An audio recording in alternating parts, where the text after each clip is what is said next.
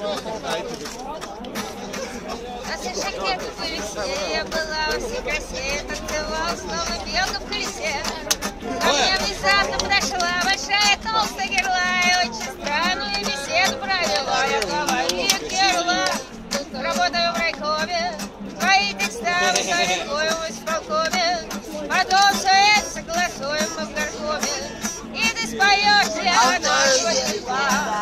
Там будет вход по 3 рубля, там нужно кушать, не шаля, запрещено вино и конопля.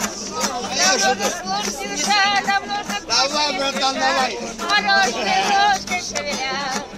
И я сказал, это рыжая дуля, это натуре, ну ты герла в натуре.